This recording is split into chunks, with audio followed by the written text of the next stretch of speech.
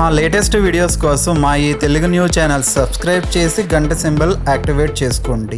రేపే ఆషాఢ శనివారం. నాకి కనిపిస్తే ఈ మాట అనండి చాలు, అర నిమిషంలో కుబేరులుగా మారిపోతారు. కష్టాలు పోతాయి, దరిద్రాలన్నీ కూడా పోతాయి, శని దోషాలు పోతాయి, గ్రహ దోషాలు పోతాయి, సమస్యలు పోతాయి, నవగ్రహాలు అనుకూలంగా మారిపోతాయి.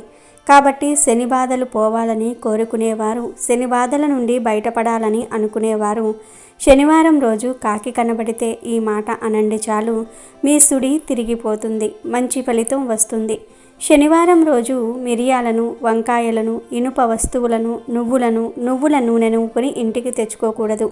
ఈ వస్తువులు శనివారం రోజు కొని ఇంటికి తెస్తే వాటి వెంటే శనిదేవుడు వస్తాడని చాలామంది నమ్ముతూ ఉంటారు.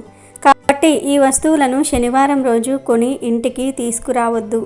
శనివారం అనేది శనిదేవునికి ఎంతో ఇష్టమైన రోజు కనుక ఈరోజు శనిదేవుడి వాహనమైన కాకి కనిపిస్తే ఆ కాకికి ఈ ఆహారం వేసి ఈ మాట అనండి చాలు, మీ జీవితం చాలా అద్భుతంగా మారుతుంది. అర నిమిషంలో అపర కుబేరులుగా మారిపోతారని శాస్త్రాలలో ఉంది. సాధారణంగా కాకులు పగటిపూటే మనకు కనిపిస్తాయి, సాయంత్రం 6 తర్వాత కనిపించవు. కనుక 6 లోపు ఈ పరిహారాన్ని చేసేయండి. మరి ఇంతకీ ఈ శనివారం రోజు కాకి కనిపిస్తే ఏం చేయాలి అనే విషయాన్ని ఇప్పుడు మనం ఈ వీడియోలో వివరంగా తెలుసుకుందాం. అంతకన్నా ముందు ఒక పవిత్ర కథను విందాం. ఫ్రెండ్స్, కథ వినే ముందు కామెంట్ బాక్స్లో జై శ్రీరామ్ అని టైప్ చేయండి. అలాగే ఈ వీడియోకి ఒక లైక్ కొట్టడం మర్చిపోవద్దు. ఒకసారి పరమేశ్వరుడు పార్వతీదేవిని, ఓ దేవి, స్త్రీలు ఎలా ఉండాలి? భర్త మాట వినని స్త్రీలకు ఏం జరుగుతుంది? స్త్రీ ధర్మము గురించి నీ మాటలలో తెలుసుకోవాలని అనుకుంటున్నాను, చెప్పవా అని అడిగాడు. ఆ మాటలకు పార్వతీదేవి సిగ్గుపడి, అయ్యో, నేను మీకు చెప్పగలదాననా? మీరు సర్వజ్ఞులు, మీకు తెలియనిది లేదు. కానీ నన్ను కోరారు గనుక నేను చెప్పకుండా ఉండటము భావ్యము కాదు. అందుకని నాకు తెలిసినంత వరకు స్త్రీ ధర్మము గురించి చెప్తాను.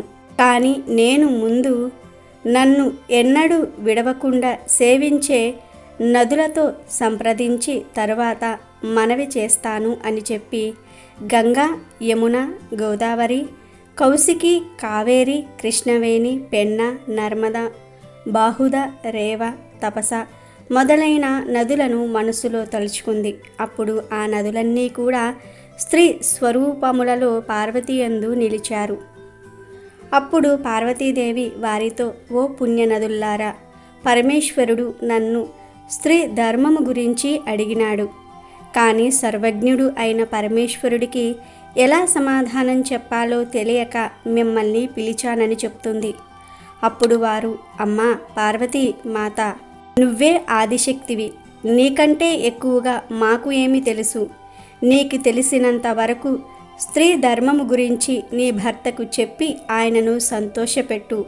మేము కూడా నీ నోటి నుండి వచ్చు ఆ అమృత ధారలను వినడానికి కుతూహలంగా ఉన్నాము అన్నారు. అప్పుడు పార్వతీదేవి పరమేశ్వరుడి మీద చూపు నిలిపి, ఓ దేవా, నీ అనుగ్రహంతో నాకు అబ్బిన తెలివితో మీ అందరికీ స్త్రీ ధర్మము గురించి చెప్తున్నాను, సావధానంగా వినండి అని ఇలా చెప్పటం మొదలుపెట్టింది. స్త్రీ వివాహం కాకముందు కన్య అని పిలువబడుతుంది. తల్లిదండ్రులు కానీ, పినతండ్రి కానీ, మేనమామలు కానీ, అన్నదమ్ములు కానీ వీరిలో ఎవరైనా కన్యకు తగిన వరుడితో వివాహము జరిపించడానికి అర్హులు.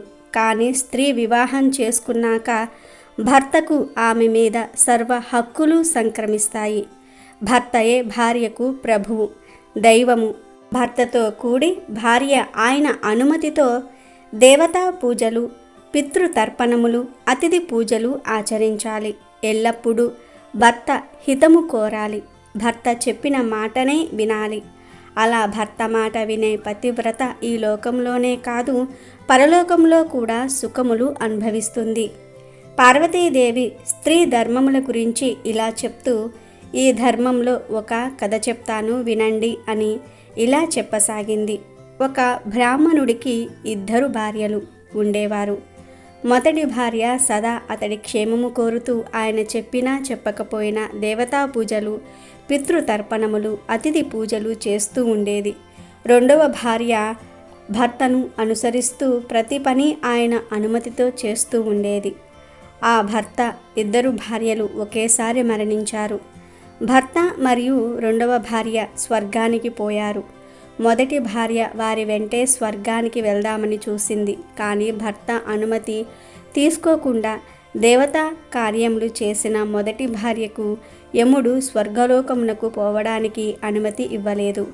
యముడు ఆమెతో, నీవు నీ భర్త అనుమతి లేకుండా పూజలు చేసినందువలన నీకు స్వర్గలోక అర్హత లేదు కనుక నిన్ను తిరిగి నీ శరీరంలో ప్రవేశపెడతాను అని శాసించాడు. అప్పుడు ఆమె, అయ్యో, నా భర్త లేకుండా నేను మళ్ళీ భూలోకంలోనికి వెళ్ళి ఏం చెయ్యను అంటూ విలపిస్తూ తనను కాపాడమని యమధర్మరాజును వేడుకుంది. ఆ మాటలకు కరిగిపోయిన యమధర్మరాజు, ఓ వనిత, భర్త అనుమతి లేకుండా పుణ్యకార్యము చేయటం తగదు. మరు జన్మలోనైనా భర్త అనుమతితో పుణ్యకార్యములు చెయ్యి అన్నాడు. కనుక భార్య ఎప్పుడూ కూడా భర్త మాటను వినాలి. అదే ధర్మం అని పార్వతీదేవి శివుడితో మరియు పుణ్య నదులతో చెప్పి ఇంకా స్త్రీ ధర్మము గురించి చెప్తూ ఇలా అన్నది. భార్య భర్తకు ఇష్టం అయిన వంట వండి పెట్టాలి. కోరినప్పుడు ఆయనకు సుఖాన్ని అందించాలి. భార్య భర్త మాటకు ఎదురు చెప్పకూడదు. అతడి ఇష్టానికి వ్యతిరేకంగా ప్రవర్తించకూడదు. పొరపాటున భర్త తాను చేయవలసిన కార్యములను మర్చిపోతే ఆయనకు గుర్తు చేయాలి. తనకు మరొక సవతి ఉన్నచో ఆమెతో సఖ్యతతో మెలగాలి. భర్త తన వద్ద ఏదైనా వస్తువు దాచినా దానిని భద్రంగా దాచి అతడు అడిగినప్పుడు అందజేయాలి. భర్త తనకు ఏది ఇచ్చినా దానిని సంతోషంగా స్వీకరించాలి. భర్త ధనవంతుడైనా, అందగాడైనా, కురీపి అయినా, తెలివి గలవాడైనా, ఆరోగ్యవంతుడైనా, అనారోగ్యంతో బాధపడుతున్నవాడైనా సరే భర్తను భార్య గౌరవించాలి, ప్రేమతో ఆదరించాలి. వయసు వచ్చిన కుమారుడితోనైనా స్త్రీ ఒంటరిగా ఉన్నప్పుడు ఒకే శయ్య మీద కూర్చోకూడదు, అనగా ఒకే మంచంపై కూర్చోకూడదు. పశుపక్షాదులకు ఆహారం పెట్టటము, యాచకులకు అన్నదానం చేయటం, దేవతలకు పితృదేవతలకు పూజ చేయటం, ఆ పనులన్నీ కూడా భర్త క్షేమం కోరి భార్య చేయటం భార్య కర్తవ్యం. కానీ స్త్రీలందరూ ధర్మపరులు కారు కదా. అధర్మపరులు అయిన స్త్రీలను రాక్షసి అంటారు. అటువంటి స్త్రీలు పురుషులను కోరుకుంటారు. అటువంటి స్త్రీలు అసుర వంశంలో జన్మించిన వారు. అటువంటి స్త్రీలకు మనసు నిలకడగా ఉండదు. ఎప్పుడూ సుఖవాంఛల మీద కోరిక కలిగి ఉంటారు. క్రూరమైన పనులు చేయటంలో ఆసక్తి కలిగి ఉంటారు. అటువంటి స్త్రీ ధనమును విచ్చలవిడిగా ఖర్చు పెడుతుంది. ఆమెకు కోపం ఎక్కువగా ఉంటుంది. భర్త యందు, పిల్లల యందు ప్రేమ ఉండదు. ఇంటి పనులు చెయ్యదు. నిర్లక్ష్యము ఎక్కువ. ఎప్పుడూ అబద్ధాలు, చాడీలు చెప్తూ ఉంటుంది. ఎప్పుడు నిద్రపోవడానికి అలవాటు పడుతుంది. వీరి వలన భర్త వంశం మొత్తము నరకానికి పోతుంది. అటువంటి స్త్రీలు కూడా తమ తప్పు తెలుసుకుని భర్తకు అనుకూలంగా ప్రవర్తిస్తే వారు కూడా భర్తతో స్వర్గానికి పోగలరు. అలా కాకుండా జీవితమంతా భర్తను నానా హింసలు పెట్టినా, భర్త చనిపోయిన తర్వాత ఆయనతో సహగమనమును చేసిన భార్య భర్తతో పుణ్యలోకాలకు పోతుంది. ఇందులో ఒక ధర్మ సూక్ష్మం ఉంది. స్త్రీలు సంతానవంతులు అయినప్పుడు చనిపోయిన భర్తతో సహగమనము చేయకూడదు. అది అధర్మము. పిల్లలు లేకపోతేనే ఆయనతో సహగమనము చేయాలి అని పార్వతీదేవి పరమేశ్వరుడికి మరియు పుణ్యనదులకు స్త్రీల ధర్మము గురించి వివరించింది. అనేశ్వర, నీవు అడిగిన ప్రశ్నలకు సమాధానం దొరికింది అని అనుకుంటున్నాను అని అంటుంది. అప్పుడు పరమేశ్వరుడు అమ్మవారితో, ఓ పార్వతీదేవి, స్త్రీలు ఎలా ఉండాలి అనే విషయాన్ని చాలా చక్కగా వివరించావు. నాకు చాలా సంతోషంగా ఉంది. నా ప్రశ్నలకు సమాధానం దొరికింది అని అంటాడు. అప్పుడు అక్కడే ఉన్న స్త్రీల రూపంలో ఉన్న నదులు ఈ విషయాలన్నీ వివరించినందుకు శివపార్వతులకు ధన్యవాదాలు చెప్పి నమస్కారం చేసి అక్కడ నుండి వెళ్ళిపోతారు. పార్వతీదేవి శివుడికి చెప్పిన ఈ మాటలు వింటే చాలు, మీ తలరాత మారిపోతుంది. మీ జీవితంలో అన్ని శుభాలే జరుగుతాయి. వీడియోలోకి వస్తే ఈ శనివారం చాలా మంచి రోజు కనుక ఈరోజు మీకు ఏ సమయంలో కాకి కనిపించినా ఆ కాకిని పరమేశ్వరుడి స్వరూపంగా భావించి ఆ కాకికి శనగపిండితో చేసిన ఆహారాన్ని వేయండి. అంటే జంతికలు, చెక్కలు, చకోడీలు ఇలా స్నాక్స్ ఉంటాయి కదా, ఆ స్నాక్స్ని ఆహారంగా వేయండి. ఒకవేళ మీ దగ్గర శనగపిండితో చేసిన పదార్థాలు లేకపోతే అన్నంలో కూర కలిపి కాకికి వేయండి. లేదా కేవలం తెల్ల అన్నాన్ని అయినా సరే కాకికి ఆహారంగా వేయండి. ఇలా కాకికి ఆహారం వేయటం వలన మహాపుణ్యం వస్తుంది, పాపాలు పోతాయి. ఇక మీరు వేసిన ఆహారాన్ని కాకి తింటుంది కదా, అలా తినే సమయంలో మీరు ఆ పక్కనే నిలబడి 3 సార్లు ఓం నమః శివాయ అని అనుకోండి చాలు. ఇలా అనుకుంటే నవగ్రహ దోషాలు పోతాయి, శని దోషాలు కూడా పోతాయి. అంతేకాదు శనివారం రోజు కాకి కనిపిస్తే ఇలా చేయటం వలన అర నిమిషంలో మీ సుడి తిరిగిపోతుంది. ఏదో ఒక రూపంలో అదృష్టం మిమ్మల్ని వరిస్తుంది. మీరు అపర కుబేరులుగా మారిపోతారు. కనుక ప్రతి ఒక్కరూ కూడా ఈ శనివారం రోజు కాకి కనిపిస్తే ఈ చిన్న పనిని చేసి సకల దరిద్రాలను తొలగించుకొని అష్టైశ్వర్యాలను పొంది ఆనందంగా జీవించండి. ఒకసారి రావణుడి బారి నుంచి తప్పించుకునేందుకు దేవతలంతా ఒక్కొక్కరు ఒక్కో జంతువులోనికి ప్రవేశించారు. తొండంలోనికి కుబేరుడు, లేడిలోకి ఇంద్రుడు, నెమలిలోనికి వరుణుడు, యముడు కాకిలోనికి ప్రవేశిస్తారు. రావణుడి నుంచి తప్పించుకున్న తర్వాత ఆయా జంతువుల శరీరంలో నుంచి బయటకు వచ్చిన దేవతలు వారికి వరమిస్తారు. లేడికి ఒళ్ళంతా కళ్ళు ఉన్నట్లు అందంగా ఉండే వరం ఇచ్చాడు ఇంద్రుడు. అందుకే లేడి ఒళ్ళంతా కళ్ళున్నట్లు కనిపిస్తుంది. వర్షం పడే సమయంలో ఆనందంతో పురివిప్పి అందంగా ఉండేలాగా నెమలికి పింఛం ఇచ్చాడు వరుణుడు. కాకికి బలవర్మణం తప్ప స్వతహాగా మరణం ఉండదని వరమిచ్చాడు యముడు. అంతేకాదు తాను ప్రాణులన్నిటికీ రోగాలను కలిగించేవాడు గనుక తానే స్వయంగా కాకి రూపాన్ని ధరించినందువలన ఆనాటి నుంచి కాకులకు సాధారణంగా రోగాలు ఏమీ రావు అని అన్నాడు. అవి చిరాయువులై ఉంటాయని కాకులకు వరాన్ని ఇచ్చాడు యముడు. మరణించిన వారికి సమర్పించే పిండాలను కాకులు తిన్నప్పుడే నరకంలో ఉండేవారికి తృప్తి కలుగుతుందని అన్నాడు.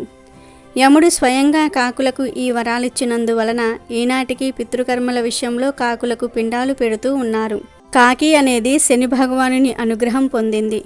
అందుచేత కాకికి అన్నం పెడితే అది శని భగవానుడికి దానం చేసినట్లుగా అవుతుందని విశ్వాసం. ఒకసారి ఒక కాకి మనసుకు బాధ కలిగి సూర్యుడి గురించి తపస్సు చేస్తుంది. సూర్యుడు ప్రత్యక్షమయ్యి, ఏం కాకి, ఎందుకు ఈ తపస్సు, ఏం కావాలి నీకు అని అడుగుతాడు. దానికి కాకి, ఏం చెప్పమంటారు స్వామి, మా రంగు, గొంతు, శబ్దం చూసి అందరూ అసహించుకుంటున్నారు. లోకంలో మలిన పదార్థాలను తిని కాలం వెల్లదీస్తూ ఉన్నాము. లోకంలో ప్రతి జంతువు, పక్షి ఎవరో ఒకరికి వాహనంగా ఉండి కీర్తి గడిస్తున్నాయి. అలా మమ్మల్ని కూడా దీవించి గుర్తింపు కలిగేలాగా దీవించండి స్వామి, అదే నా కోరిక అంటుంది కాకి. అప్పుడు సూర్యుడు ఆలోచించి, పితృదేవతలకు పెట్టే పిండము నీవు తప్ప మరే పక్షులు తినవు. ఆ పిండము నీవు తింటేనే ఆ ఆహారం పితృదేవతల ఆకలి తీరుతుందని వరమిస్తాడు. ఇంకో వరం ఏమిటి అంటే, నా కొడుకు శనీశ్వరుడు, ఆయనకు వాహనంగా ఉండడానికి ఏ జంతువులు, పక్షులు ముందుకు రావటం లేదు. నీవు వాహనంగా ఉండు, ఎలాంటి ఇబ్బంది లేదు అని వరమిస్తాడు. అలా నువ్వు గుర్తింపు పొందుతావు అని సూర్యుడు 2 వరాలు ఇస్తాడు కాకికి. అలా కాకి శనీశ్వరుడికి వాహనం అవుతుంది. కొంతకాలం గడిచాక కాకి శనీశ్వరుని ప్రార్థించి, స్వామి, కేవలం ఈ పిండం తిని పితృదేవతలకు ఆకలి తీర్చటం వలన సరైన గౌరవ మర్యాదలు అందటం లేదు. ఇది ఒకటే సరిపోవటం లేదు. నా కీర్తి ప్రతిష్టలు ఇంకా పెరిగేలాగా వరం ఇవ్వండి స్వామి అని అడుగుతుంది కాకి. అప్పుడు శనీశ్వరుడు ఆలోచించి, నీవు తీసుకునే ఆహారం దేవతలకు ఆహారం అవుతుందని వరమిస్తాడు. అప్పట్నుంచి కాకికి ఆహారం పెడితే అది దేవతలకు వెళ్తుంది అనే నమ్మకం కూడా ఏర్పడింది. రేపు శనివారం, తొలి ఏకాదశి ముందు రోజు, ఎంతో పవిత్రమైన రోజు. అయితే ఈ శనివారం రోజు పసుపు నీళ్లకు సంబంధించిన ఒక పరిహారం చేస్తే శని దోషాలన్నీ కూడా తొలగిపోతాయి. గృహయోగం, వాహన యోగం తొందరగా సిద్ధిస్తాయని వేద పండితులు చెప్తూ ఉన్నారు. మరి తొలి ఏకాదశికి ముందు వచ్చే శనివారం రోజు పసుపు నీటితో ఏం చేస్తే శని దోషాలు తొలగిపోయి గృహయోగం, వాహన యోగం కలుగుతాయో ఇప్పుడు మనం ఈ వీడియోలో తెలుసుకుందాం. జీవితంలో అన్ని రకాలైనటువంటి శని దోషాలు తొలగిపోవాలంటే, గృహయోగం, వాహన యోగం తొందరగా సిద్ధించాలంటే శనివారం పసుపు నీళ్లకు సంబంధించిన ఒక ప్రత్యేకమైన పరిహారం పాటించాలి. ఆ పరిహారం ఏమిటంటే, శనివారం రోజు ఒక పాత్ర తీసుకోండి, లేదా గాజు గ్లాసును అయినా సరే తీసుకోండి. గ్లాస్లో నీళ్లు పోసి కాస్త పసుపును కలపండి. ఆ పసుపు కలిపిన నీళ్లు తీసుకొని మీకు దగ్గరలో రావి చెట్టు ఉంటే రావి చెట్టు దగ్గరకు వెళ్ళండి. రావి చెట్టు దగ్గరకు వెళ్ళినప్పుడు ఆ గ్లాసును మీ చేతితో మూసి ఆ గ్లాసు పట్టుకుని రావి చెట్టు చుట్టూ 8 ప్రదక్షిణలు చేయండి. ప్రదక్షిణలు చేసేటప్పుడు అశ్వత్థాయ వరేణ్యాయ సర్వేశ్వర్యాయ ప్రధాయినే అతథ శివరూపాయ వృక్షరాజాయతే నమః ఈ శ్లోకం చదువుకుంటూ ప్రదక్షిణలు చేయండి. పసుపు నీళ్ళ గ్లాసు మీద మీ అరచెయ్యి ఉంచి ఆ గ్లాసు పట్టుకుని 8 ప్రదక్షిణలు చేయండి. అలా ప్రదక్షిణలు చేసిన తర్వాత ఆ పసుపు నీళ్లు రావి చెట్టు మొదట్లో పోసి నమస్కారం చేసుకోండి. తొలి ఏకాదశి రోజు అంటే తొలి ఏకాదశి ముందు వచ్చే ఈ శనివారం ప్రారంభించి మళ్ళీ వచ్చే శనివారం వరకు రోజు ఇలానే చేయండి. కానీ రావి చెట్టును శనివారం తప్ప మిగిలిన రోజుల్లో తాకకూడదు కనుక మిగిలిన రోజుల్లో కొంచెం దూరంగా ఉండి పసుపు కలిపిన నీళ్లు రావి చెట్టుకు పోయండి. రావి చెట్టును తాకవద్దు. ఈ పరిహారం చేస్తే ఈ రోజుల్లో మీకు వీలైతే ఆంజనేయ స్వామి టెంపుల్కు కూడా వెళ్ళండి. వీలు కాకపోతే పరిహారం చేసి ఇంటికి వచ్చేయండి. శనివారం నుండి మళ్ళీ శనివారం వరకు ఈ పసుపు నీళ్ళ పరిహారం చేసిన తర్వాత ఎవరైనా పంతులు గారికి 1 అంటే 1 కేజీ నల్ల నువ్వులు నలుపు రంగు వస్త్రంలో కట్టి 1 కేజీ మినుములు బూడిద రంగు వస్త్రంలో కట్టి దానం ఇవ్వాలి. అంటే 1 కేజీ నల్ల నువ్వులు 1 కేజీ మినుములు బ్రాహ్మణులకు దానంగా ఇవ్వాలి. ఇలా చేస్తే ఈ పసుపు నీళ్ళ పరిహారం పూర్తవుతుంది. ఇలా తొలి ఏకాదశికి ముందు వచ్చే శనివారం నాడు ఈ పసుపు నీళ్ళ పరిహారం స్టార్ట్ చేస్తే జాతకంలో ఉన్న దోషాలన్నీ కూడా తొలగిపోతాయి. ఏలినాటి శని, అష్టమ శని, అర్ధాష్టమ శని ఇలా గోచార పరంగా ఎలాంటి శని బాధలు ఉన్నా వాటి నుండి సులభంగా బయటపడవచ్చు. జాతకంలో శని దశ నడుస్తున్నప్పుడు కూడా ఈ పరిహారం చాలా బాగా పనిచేస్తుంది. అలాగే జాతకంలో శని దోషాలు ఉన్నప్పుడు సొంత ఇంటి కల కూడా ఆలస్యం అవుతూ ఉంటుంది.